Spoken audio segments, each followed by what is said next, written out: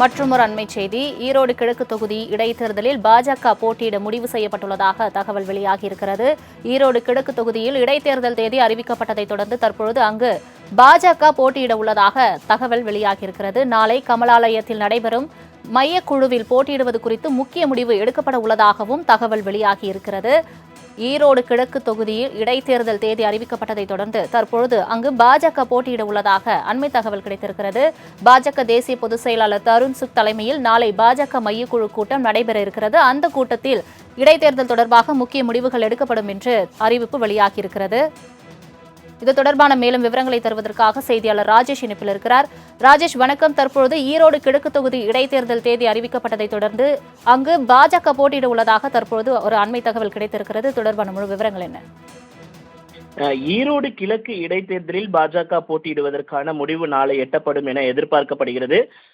பாஜகவை பொறுத்த வரைக்குமே நாளை கமலாலயத்தில் நடைபெற இருக்கக்கூடிய மையக்குழுவில் மூத்த நிர்வாகிகளாக இருக்கக்கூடிய நயினார் நாகேந்திரன், எச் ராஜா, ஏபி முருகானந்தம் உள்ளிட்டோர் இணைந்து இந்த மையக்குழுவில் விவாதிப்பார்கள் என எதிர்பார்க்கப்படுகிறது.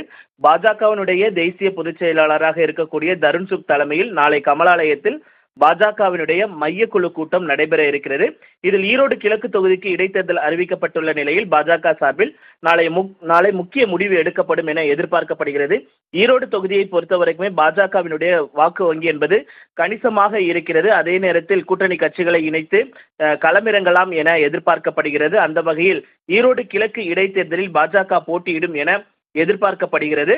இது தகவலாக வெளியாகி இருக்கிறது. நாளை இது குறித்து விவாதிக்கப்படும் என எதிர்பார்க்கப்படுகிறது. இடைத்தேர்தலில் கூட்டணி கட்சிகளை இணைத்து தேர்தல் பணியாற்றுவது குறித்தும் வேட்பாளர் தேர்வு குறித்தும் நாளை மையக்குழுவில் இந்த ஆலோசனை மேற்கொள்ளப்படும் என எதிர்பார்க்கப்படுகிறது.